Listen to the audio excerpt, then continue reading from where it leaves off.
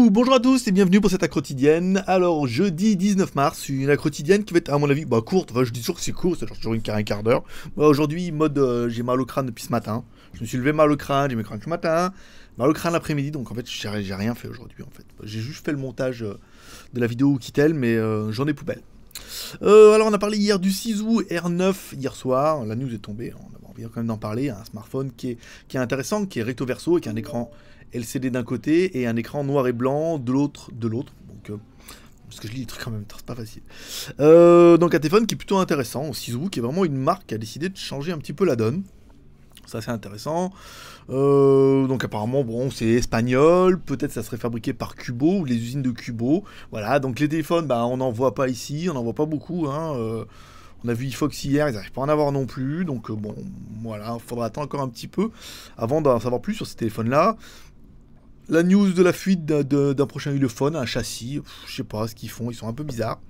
Ulefone en ce moment, ils nous parlent du DAR, après ils nous montrent ça, alors soit c'est le châssis du DAR, et en fait il y aura un truc autour, mais apparemment non, parce que, alors soit c'est le DAR, et en fait le lecteur d'empreinte digitale sera à l'avant, ce qui pourrait, en même temps ils nous ont dit qu'avant le DAR, nous on sait qu'il y aura un modèle qui va arriver bientôt, ça devait être aujourd'hui, donc ça sera demain ou la semaine prochaine, un modèle 5 pouces dont on connaît le nom, et c'est pas un DAR, c'est pas un DAR N1, donc nous avons un 5 pouces qui va tomber là, et là apparemment vu le châssis ce serait plutôt un 5,5 pouces, à moins qu'il joue un peu le flou pour après dire non, tout compte fait c'est un 5 pouces. Zoppo avec son ZP532 qui est un upgrade du 530, bon ils n'ont pas changé grand chose, juste le processeur. Bon, après voilà, on en a parlé un petit peu. Zoppo pour moi c'est pas une réussite. On éponge encore, on a arrêté la marque Zoppo sur la Skyphone boutique depuis quand même un petit moment. Et on continue à avoir des SAV parce qu'il y avait une garantie d'1 an et on en a encore qui arrivent là. C'est relou quoi, vraiment. C'est un peu toujours la même chose. Alors on espère qu'ils vont améliorer la fiabilité. S'ils améliorent pas, c'est étonnant qu'une marque continue à marcher comme ça alors que de tous les retours qu'on en a eu quand même, c'est quand même pas bien glorieux. Asus qui se met dans la domotique, un article de rédacteur invité que je vous invite à lire sur JT Geek. Et enfin, Oukitel, voilà, donc le reportage aujourd'hui. Donc je l'ai monté ce matin, j'ai fait ça vite fait, mais j'ai quand même pris un peu le temps. Ça m'a quand même pris 1h30 pour le faire, pour le temps de mettre la musique, de mettre les trucs en accéléré et tout. Donc voilà, donc une après-midi qui n'a pas été très productive, si ce n'est, maintenant on connaît la marque, on a vu un petit peu de monde, on a vu mon compatriote russe, on parlera après. Donc voilà, bon, ça permet de voir un peu, puis d'en parler, puis de vous faire à vous une vidéo pour découvrir un peu le truc, voilà.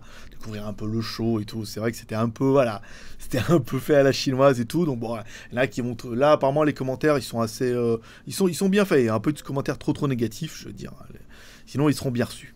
Voilà, on a présenté aussi les deux Oukitel, donc ils vont s'appeler les... je ne sais même plus comment ils s'appellent, les Original One, Original Pure, donc un modèle très entrée de gamme, et un modèle, début de gamme, rien d'incroyable en fait dans les deux premiers, il faudra vraiment attendre les prochains, ceux dont ils parlent eux, sur le catalogue, avec catalogue, le Original non, l'Original Shock, donc là on en a parlé, ça sera plutôt celui qui sera waterproof.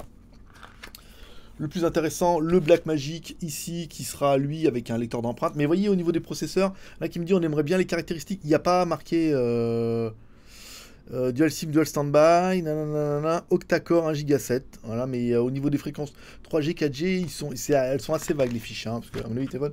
Et enfin, le dernier, le plus beau, le Kindo, qui apparemment, lui, est déjà sur le site si vous n'êtes pas allé, c'est oukitel.cc. Il y a déjà un onglet sur le site, alors qu'ils ont déjà prévu, mais la fiche est vide, donc la fiche elle est là. je vous ferai un article dessus, on en parlera, parce qu'à mon avis, si ils vont le mettre prochainement sur le site, une fois qu'ils auront épongé un peu leurs deux téléphones, donc voilà, plus bon, le sac, plein de trucs qu'il y avait dans le sac, mais bon, des livres pour dire que la marque elle est bien, avec des concepts que tu vas ouvrir des magasins et tout. Voilà, ça c'est pour les news un petit peu high-tech du jour. Concernant la télé, sur le site de Xiaomi, il se passe rien, la télé Xiaomi.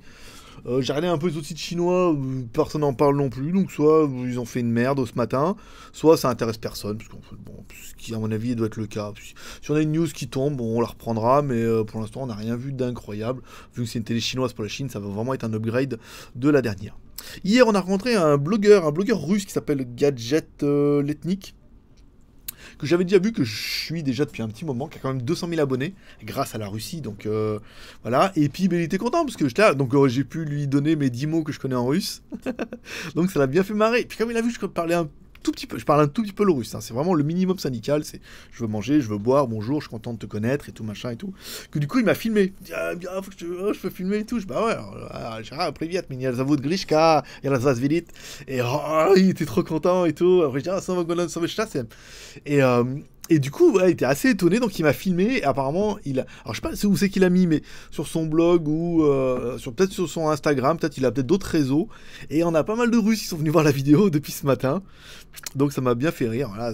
C'était étonnant, parce que je vous parlais des gros mots hier ou avant-hier, et là, bah, on a beaucoup de Russes qui viennent regarder un petit peu nos vidéos, donc dans les commentaires, c'est plutôt pas mal.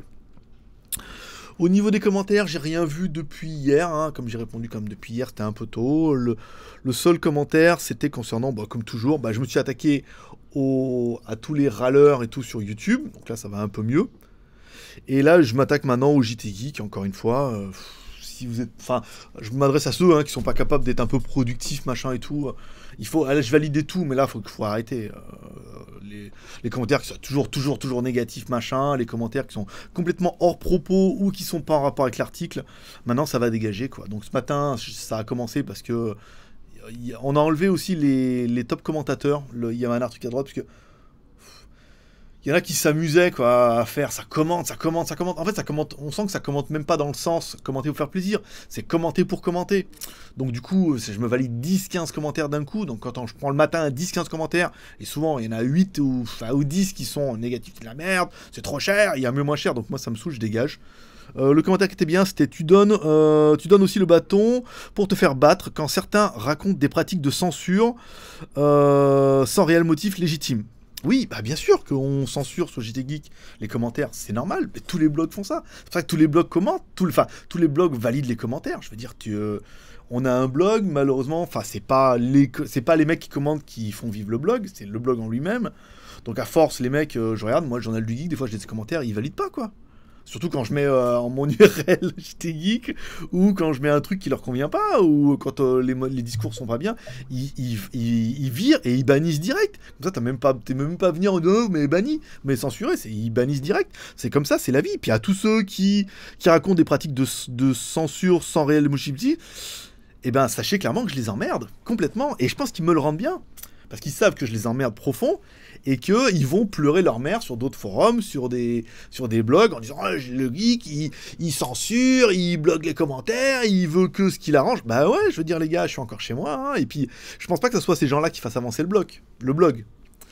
Ces gens-là, ils font avancer rien du tout. Les gens qui font avancer le blog, c'est ceux qui laissent des commentaires, qui participent, et qui participent un peu à la vie, ou qui viennent tous les jours regarder les news, et qui commentent peut-être pas. Voilà, ces gens-là, ils font avancer le blog, avec moi.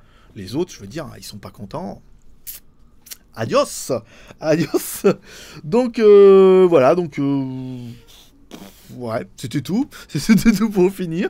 Mais voilà, après, bon, sachez à tous ceux qui sont pas contents que malheureusement, de moins en moins, je vais pouvoir. Hein, j'ai eu même des commentaires, me dire, ah, c'est étonnant que j'ai pris le temps, mais voilà. Après, je veux dire, si ça vous convient pas, que vous n'êtes pas capable de faire des commentaires un peu constructifs, machin et tout, c'est pour toujours dire, ah, il y a moins cher, machin et tout. Je veux dire, ça reste, on parle d'un produit, on donne un prix. Après, chacun en pense ce qu'il veut. Mais si à chaque fois c'est pour dire, ah, il y a moins cher, machin, c'est nul. Dans ce cas, ça sert à rien. Et on a vu, moi je l'ai vu dans les commentaires, c'est qu'il y a des gens qui ont été bannis et qui reviennent avec d'autres pseudos en gardant la même adresse email. Donc c'est pour ça qu'on arrive à les voir.